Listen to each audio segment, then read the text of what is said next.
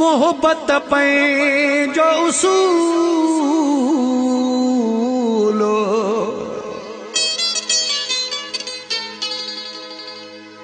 सईद मुनवर चाजो चए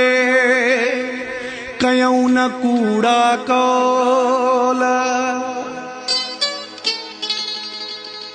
उहे माण्हू वञी तूं ॻोल्हे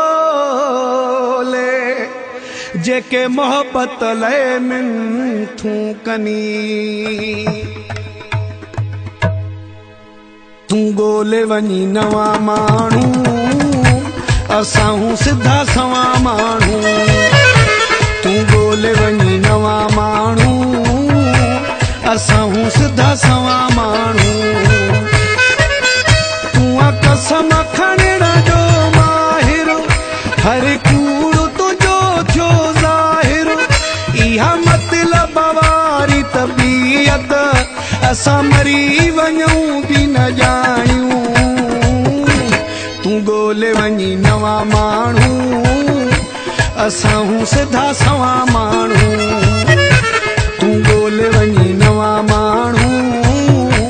असां सिधा सवां माण्हू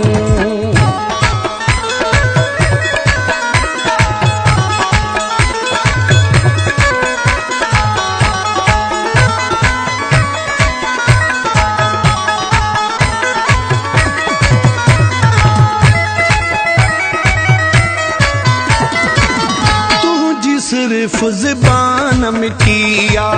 पर तुझी दिल कान सचिया तुझी सिर्फ ज़बान मिठिया पर तुझी दिल कान सचिया ॾिसु मूं सां न फनकारी कर तुंहिंजा कूड़ थिया सभु ज़ाहिर इहा मतलब वारी तबीयत असां मरी वञूं बि न ॼाणियूं तूं ॻोल्हे वञी नवां माण्हू असां सिधा सवां माण्हू तूं ॻोल्हे वञी नवां माण्हू असां सिधा सवां माण्हू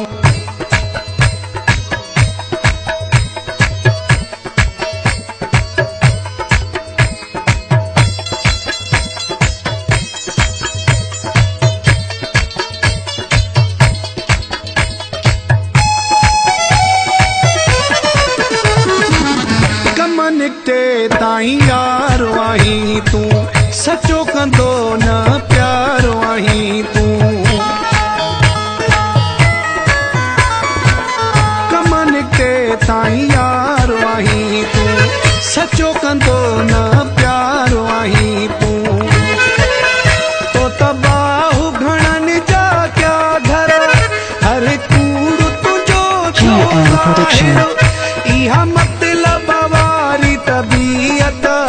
असां मरी वञूं बि न ॼाणियूं तूं ॻोल्हे वञी नवां माण्हू असां सिधा सवां माण्हू तूं ॻोल्हे वञी नवां माण्हू असां सिधा सवां माण्हू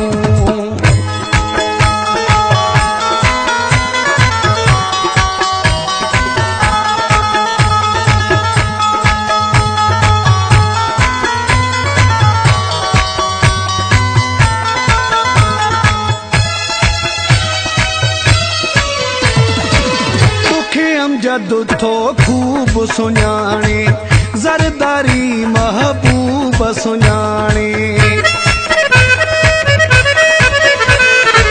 तोखे अमजद थो खूब सुञाणे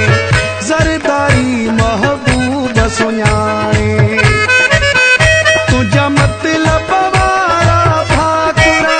तुंहिंजा कूड़ थिया सभु ज़ाहिर इहा मतलब तबीयत असां